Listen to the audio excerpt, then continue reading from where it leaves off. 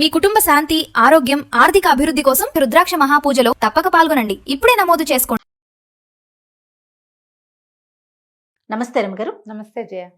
రమగారు, భగవంతుని ఆరాధించటం ఒక్కొక్కరం ఒక్కొక్క పద్ధతిని ఫాలో అవుతాం. ముఖ్యంగా మీరు చెప్పేది ఏంటంటే, మన పెద్దలు, మన పూర్వీకులు, మన కుటుంబంలో ఉన్న మన పెద్దలు ఏది అవలంబించారో అదే పద్ధతిని ఫాలో అవ్వండి. ఎవరు చెప్పినా దాన్ని కాకుండా మన కుటుంబాన్ని ఫాలో అవ్వండి అని మీరు చెప్తారు. ఇవి కాకుండా సామూహికంగా చేసేవి కొన్ని ఉంటాయి.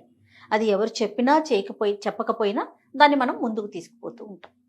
ఈ మధ్యకాలంలో మనం చూస్తున్నాం కొంతమంది చెప్పడం, పెద్దలు గురువులు చెప్పడం, రకరకాల దేవతల్ని కొంతమందిని పూజించటం వల్ల కొన్ని శక్తులు వస్తాయని, చాలా అంటే అపారంగా చాలా తక్కువ సమయంలోనే ఆ దేవతల అనుగ్రహానికి మనం లోనవుతామని, కాస్త కష్టతరమైన ఇలాంటి పూజలు చేయాలని, ఇలాంటివి మనం వింటూ ఉంటాం.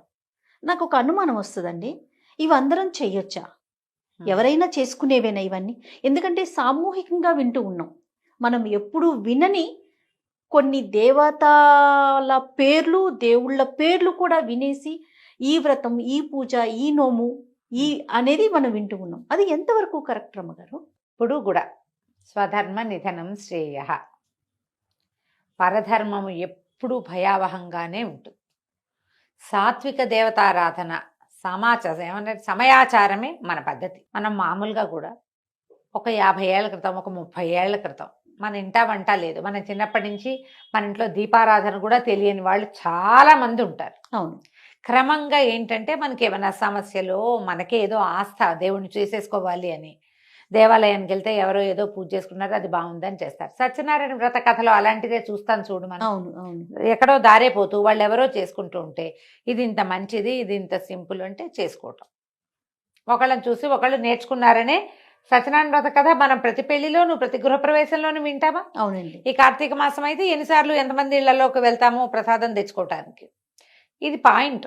కాకపోతే సాత్వికమైన దేవతల ఆరాధన ఎవరి దగ్గరైనా చూసి విని కాదు, వినిలేదు. సత్యనారాయణ వ్రతంలో ఆ దేవతార్చనని చూసి ఆ తీర్థప్రసాదం స్వీకరించి ఈ స్వామికి నేను కూడా చేస్తానని చెప్పుకున్నారు. మీరు కూడా చూడాలి, తెలుసుకోవాలి, అప్పుడు ఏదైనా చేసుకోవచ్చు. ఇక్కడ సాత్వికం అనేది ఒకటి ఉంది, సాత్వికమైన దైవం అనేది ఒకటి ఉంది. మనకి సాత్విక దైవాలు సాధారణంగా విష్ణువు, లక్ష్మి, మన దసరాలో అమ్మవారు ఏదైనా చదువుకోవచ్చు, చేసుకోవచ్చు. దీంట్లో ఎక్కువ బలవత్తరమైన శక్తుల గురించి దశమహావిద్యలు చెప్తారు. తర్వాత మనం ఎప్పుడు చేసుకునేవి రెండు నవరాత్రులు. ఒకటి వసంత నవరాత్రులు, రెండోది శరణ్. ఇటీవల కొంతకాలంగా యూట్యూబ్లో, మన ఫేస్బుక్లో అన్ని ఏమనాలి దాన్ని, సోషల్ మీడియాలో ప్రఖ్యాతంగా చెప్తున్నది వారాహి నవరాత్రులు, శ్యామల నవరాత్రులు. మీరు నాతోటి కూడా చెప్పించారు. శ్యామల కానీ వారాహి కానీ ఈ సమయాలు మంచివి కాబట్టి ఏదైనా చదువుకోండి అంతే, ఆరాధనలోకి దిగద్దు. నేను చెప్పే కదా ఆ మాట. అవునవును, క్లియర్ గానే. అవును. మీరు అవి చేయకపోయినా నష్టం లేదు. చేసేటప్పుడు జాగ్రత్తగా చేయాలంటే అసలు వారి అమ్మల ఆరాధన ఎక్కడ చేయొచ్చు? ఏదైనా పీఠంలోనో, క్షేత్రంలోనో, పీఠాధిపతుల దగ్గర కూర్చోస్తే అలాంటి చోట అటెండ్ చేయొచ్చు, ప్రసాదం తెచ్చుకోవచ్చు తప్ప మనం చేయకూడదు. మనం చేసుకునేదైతే కాదు. అంటే చేయటం వల్ల ఇబ్బందులు ఉంటాయా, లేకపోతే ఏదైనా లోపం జరిగితే సమస్య వస్తుందా? సరిగ్గా చేయకపోతే బెడిసి కొడతాయి. నీకు సరిగ్గా అంటే నీకేం తెలుసు? మొదట అసలే తెలియదే మనకి. మనం విని వాళ్ళు వీళ్ళు మేం చేసుకున్నాం అని చెప్తే నువ్వు విని చేసుకుంటారు.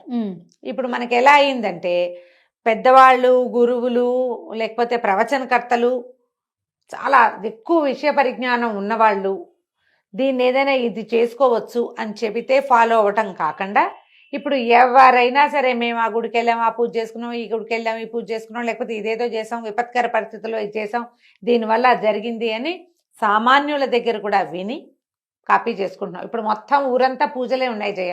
అవునండి. ప్రతి వాళ్ళు ఎవరో ఒక ప్రత్యేక దైవాన్ని ఆరాధిస్తూనే కనపడుతున్నారు. అది మంచి విషయం అయినా మంచిదే. కాకపోతే ఇది బెడిసికొడితే అది ఆలోచించలేకపోతున్నాం. మనకేం తెలీదు వాటి గురించి, తనకి ఎలాంటి ఆచారం పాటించాలో తెలీదు. చాలా ఇళ్లలో ఆడవాళ్ళు పూజలు చేసుకుంటుంటే మగవాళ్ళు శుభ్రంగా నాన్ వెజ్ వండించుకుని తింటారు. అన్ని రకాల క్రియాకలాపాలు జరుగుతూనే ఉంటాయి. కొన్ని దైవారాధనలకి అవి కుదరకపోవచ్చు. మాంసాహారం ఆవిడెవరికో అమ్మవారికి పెడతారని మీరు ఇంట్లో వండు తినకూడదు. మాంసాహారం పెట్టడం పుస్తకంలో ఉంది, మనకు తెలియదు కదా. అది కాదు జయ. ఇప్పుడు ఒక గన్ను చూపించాం, నువ్వు దాన్ని గుర్తుపడతావు, దాని పేరు నీకు తెలుసు, AK-47. దాన్ని వాడడం నీకు వస్తుందా? వాడెవడో ఒకడు ఇది AK-47 నేను ఎప్పటి నుంచో చిన్నప్పటి నుంచి వాడుతున్నాను, నాకు చాలా బాగుంది అని చెప్తే నువ్వు కొంటావా దాన్ని? కొనం కదా, ప్రమాదం అది. అవునా? ఇప్పుడు ఒక బాంబు తయారు చేయటం, బాంబులు తయారు చేశారు, నాలాంటి మామూలు వాళ్ళని తీసుకెళ్తే దాన్ని మనం వాడగలమా? లేదు. చూసి ఊరుకోవాలి. కరెక్ట్ రమ్మగారు. ఇవి కూడా అంతేనమ్మా. దేవతారాధన ప్రధానమైంది. మన సొంత ఆచారాన్ని పాటిస్తూ వెళ్ళే విధానాన్ని పాటించండి. ముఖ్యంగా ఇతరులు చేసే దేవతారాధనలోకి వెళ్ళొద్దు. ఏదైనా భగవంతుడే కదా అనే ప్రశ్న లేవనెత్తుతూ ఉంటుంది. ఇప్పుడు నేను అదే అంటున్నా, మరి మీకు ఒక దైవం ఉన్నప్పుడు ఇంకో దైవాన్ని నువ్వెందుకు వెళ్ళినట్టు? ఏదైనా భగవంతుడేగా. నువ్వు నూకాలమ్మనో, అంకాళమ్మనో, అంకమ్మ తల్లినో, వీరమ్మ తల్లినో, తలుపులమ్మనో నువ్వు అర్చించేటప్పుడు నువ్వు ఇంకొక వేరే దైవారాధనకి ఎందుకు వెళ్తావు? నువ్వు సేమ్ ప్రశ్న, ఇదే ప్రశ్న, ఇదే క్వశ్చన్. ఇంకా అందులో వేరే నీకు ఒకటి ఉన్నప్పుడు దాన్ని మరింత శ్రద్ధగా చెయ్యి. మీ ఇంట్లో ఏమైనా మరి ఎందుకు పరుగులు తీస్తున్నాం అంటారు? చెప్పండి, మీ ఒపీనియన్ చెప్పండి రమ్మగారు. మనుషులకి ఏమంటారంటే మహత్వాకాంక్షలు ఉంటాయి జయ, ఏదో కావాలి ఎప్పుడు కూడా. ఇక్కడ ఏదో సమస్యలు ఉన్నాయి, మనం రోజువారీ చేసేవి చేస్తూనే ఉన్నాం. ఈ ఇంట్లో ఇన్ని ప్రాబ్లమ్స్ ఎందుకు ఫేస్ చేస్తాం మనము? చాలా కష్టాలు ఉన్నాయి. వారాహిం చేస్తే అదేదో కష్టాలు తీరుతుందని ఒక అమ్మాయి ఎవరో చెప్తుంది, ఒక అమ్మగారు చెప్తారు, అటు పరిగెడతారు. అక్కడెక్కడికో వెళ్ళండి జయ. ఇందులో దర్గాలను కూడా చెప్తారు జయ. అవునండి. ఇప్పుడు అలాగే కదా పరమతంలోకి వెళ్ళిపోతున్నారు మన వాళ్ళు. ఆయన్ని నమ్ముకో, నీ కష్టాలు తీరుస్తాడు. అసలు కష్టాలు లేకుండా ఎవడైనా లోకంలో మనిషి ఉంటాడమ్మా? ఏ మతంలో ఉన్నా, ఏ మతం వాడికైనా జబ్బులు తప్పవు. ప్రేమించుకోవటాలు, లేచక్కపోవటాలు ప్రతి దాంట్లోనూ ఉన్నాయి. పిల్లలు మాట వినకపోవటం ప్రతి దాంట్లోనూ ఉంది. ప్రమాదాలు ప్రతి వాళ్ళకి వస్తాయి. అందరం మనుషులమేనా? వాళ్ళు ఏమైనా దిగొచ్చారా? వాళ్ళు దిగొచ్చింది లేదు, మనం దిగిపోయింది లేదు. మనమే తెలియక మనం కూర్చున్న కొమ్మని నరుక్కుంటున్నాము. కూర్చున్న కొమ్మలు నరుక్కోకండి. మీరు కూర్చున్న కొమ్మకి పువ్వులు పూయించే ప్రయత్నం చేయండి. దానికి సరైన పోషణ చేయాలి ముందు. ఇప్పుడు మన ఇంట్లో మనకు ఒక పద్ధతి ఉంది, ఏదో ఆరాధన, వీళ్ళు మీ ఇంట్లో ఏం లేదు, మా ఇంట్లో ఏమీ లేదండి అంటారు. నేను ఈజీ మెథడ్ చెప్తా ప్రతిసారి. ఒక పురోహితుడిని పెట్టుకోండి, ఒక్క గురువుని పెట్టుకోండి. యూట్యూబ్లో ప్రవచనకర్తలు కానీ, కథలు చెప్పేవాళ్ళు నాతో సహా, కార్తీక పురాణం చెప్పేవాళ్ళు కానీ ఎవ్వరూ మీ గురువులు కారు. గురువు అంటే మీ అమ్మా నాన్నలాగా మీ కష్టం సుఖం మోసేవాడు. నేనేదో కూర్చుని తీర్పుగా చెబితే నన్ను ఫాలో అవ్వటం పొరపాటు. ఇక్కడ ఇలా ఉంది విషయం వరకు తీసుకోమంటున్నారు. అంతే తీసుకోవాలి. ఇందులో అద్భుతమైన పేరున్న మహానుభావులు, ప్రాతస్మరణీయులు, పొద్దున్నే వాళ్ళని తలుచుకోవాల్సిన వాళ్ళని కూడా గురువు గారని మీరు అనకూడదు, అనుకోకూడదు. మంచి మాటలు చెప్పేవాళ్ళు మంచి మాటలు చెప్పేవాళ్లే, గురువు కాదు. గురువు నిన్ను సరైన దారిలో నడిపించేవాడు. నువ్వు చేసిన తప్పుని తనదిగా తన మీద వేసుకునేవాడు. ప్రవచనకర్తల్ని ఆధ్యాత్మిక గురువులుగా మీరు అనుకున్నారనుకోండి, పోనీ ఉండండి అలాగే, వాళ్ళు చెప్పిందే. అలా ఉండరు. మీరు ఆ గురువుని వింటారు, ఈ గురువుని వింటారు, ఇంకో గురువుని వింటారు, మధ్యలో నాబొట్టి పెద్దకాయలను కూడా వింటారు. ఇన్ని కలిపి ఇంత కన్ఫ్యూజన్కి ఎందుకు వెళ్తారు చెప్పు? ఇది పొరపాటు కాదు, పొరపాటేనా? మీరు ఏదైనా ఒక దేవతారాధన చేయదలుచుకుంటే దానికి తగిన మంత్రము, విధానము, ఆచారము అవేమి లేవండి. పూజ చేసుకుంటే చాలు. ఏం మాటమ్మా అది? అవేం చేయక్కర్లేదు, ఇది చేస్తే చాలు. అన్నం ఒకటే చాలా నీకు? కూర, పప్పు, చారు, పెరుగు వద్దా? ఖచ్చితంగా కావాలి కదా. ఇవన్నీ ఉంటాయిగా. పోనీ ఒక్క రోజు అయితే తినగలుగుతామేమో. ప్రతిరోజు తింటావా నువ్వు? ప్రతిరోజు తినలేం కదా. తినలేవు కదా. ఎందుకు ఆ పని చేయాలి? నాకు ప్రతిసారి ఫోన్లు నాకు వచ్చే ప్రశ్నల మీద నాకు ఎప్పుడు అలాగే అనిపిస్తుంది. వీళ్ళు ఎందుకు ఇవేవో పెట్టుకుంటారు? కేకలిస్తా కొంతమందిని చేయ. నా దగ్గర హార్ష్ వర్డ్స్ వినేవాళ్ళు చాలా మందే ఉంటారు. ఎందుకమ్మా ఇవన్నీ చేస్తారు అనవసరంగా? కాంప్లికేషన్స్ కదా. ఎందుకు వచ్చిన కాంప్లికేషను, ఎందుకు వచ్చిన టెన్షను? చాలా ఒక భ్రమ కింద. ఇది వరకు సంతోషమాతది ఒక భ్రమ కింద ఉండేది. మంగళవారం ఏమంటారు, రాహుకాల దీపాలు భ్రమలుగా ఉండేవి. ఇప్పుడు 7 శనివారాల వ్రతము, 16 శనివారాల వ్రతాలు, తర్వాత ఏమో ఇంకేమిటి, ఇప్పుడు వారాహి రేపు వచ్చేస్తుంది. శ్యామల 2-3 నెలల్లో శ్యామల. వారాహి చాలా అద్భుతమైన దేవత. మనకి కంచి దేవాలయంలో కూడా కనపడుతుంది అమ్మవారితో పాటు బయట ఆ సన్నిధిలో కనపడతారు. ఎందుకంటే ఆవిడ సర్వసైన్యాధ్యక్షురాలుగా ఉంటుంది, మంత్రినిగా ఉంటుంది. అమ్మవారికి సమీపంలో ఉంటుంది. ఈవిడ చూసి దండం పెట్టి ఆవిడని కూడా చూసి దండం పెట్టి వెళ్ళిపోవాలి. ఓకే. అంతకంటే లాక్కూడదు. కేవలం ఏదైనా సరే ఇప్పుడు ప్రధానమైనది మనకి తెలీదు, మనం వినలేదు, ముందు మనకి తెలీదు. మనకి పాపులర్ అవ్వడానికి ఏదో ఒక కొత్త విషయం కావాలి కదా ఎప్పటికప్పుడు. అంతే కదండి. ప్రతిసారి ఏమిటి మన ఎవరో అడిగారు కార్తీక పురాణం ఏంటండి, అదే చెప్పారు. అది కాకపోతే ఇంకో కార్తీకం ఎక్కడి నుంచి దానమ్మా నేను ఎక్కడి నుంచి వస్తుంది? అవి కూడా 2 పుస్తకాలు ఉన్నాయి మన దగ్గర. ఓసారి ఆ సంవత్సర పుస్తకం కథలు ఇంచుమించుగా అటు ఇటుగా అవే కథలు. శాస్త్రాన్ని మార్చలేం కదా. దాన్ని ఎట్లా మారుస్తాం? నీకు ఏటా ఒకటే పండగ, ఈ పండగకి అధిదైవం ఈయనే ఉంటాడా, ఆయనే ఉంటాడా, ఆవిడే ఉంటుంది, అంతే కదా. వాళ్ళని ఎట్లా మారుస్తాం? మహా అయితే కట్టే చీరల రంగులు, వస్త్రాల రంగులు మారుస్తాం. ప్రతిసారి పాయసమైన పండక్కి అని మానేసి ఏం చేస్తావు నువ్వు? ఏమైనా సూపులు అవి చేసి పెడతావు? టమాటా సూపు, బంగాళదుంపల సూపును పెట్టం కదా. సొంత విధానంలో ఉండండి. ఈ దశమహావిద్యల్ని వాటిని దేవాలయాల్లో కనపడితే అక్కడ దండం పెట్టుకోండి. ఒక మఠంలో కానీ, ఒక పీఠంలో, ఒక శంకర మఠాల్లో కానీ, ఏదైనా పీఠాల్లో కానీ నిజంగా అంత ఇబ్బంది ఉంటుందా రమ్మగారు? ఉంటుంది జయ. ఎందుకంటే ప్రత్యేకించి దీని గురించి మీరు ఒక టాపిక్ కింద మాట్లాడుతున్నారు అంటే నేను వింటున్నా చాలా మంది దగ్గర నుంచి ప్రశ్నలు. నాకు ఆ ప్రశ్నలు విన్నప్పుడల్లా అనిపిస్తుంది, జనం అంతా ఇలాగే పోతున్నారా ఏమిట్రా దేవుడా. సులువుగా సాధ్యపడేవాడు వెంకటేశ్వర స్వామి ఉన్నాడమ్మా. తలుచుకుంటే చాలు కదా. తలుచుకుంటే చాలు, చిన్న కోరికను కూడా తీరుస్తాడని అసలు ఆ వెంకటాచల మహత్యంలో ఎంత క్లియర్ గా చెప్తారో. ఆయన మాట్లాడ్డంతే. మన పక్కన మన పెద్ద మనిషి 10 అడుగుల ఎత్తున్న మన పెద్దన్నయ్య మనతో పాటే ఉంటే అడిగి ఏదైనా చేయించుకోగలం మనం.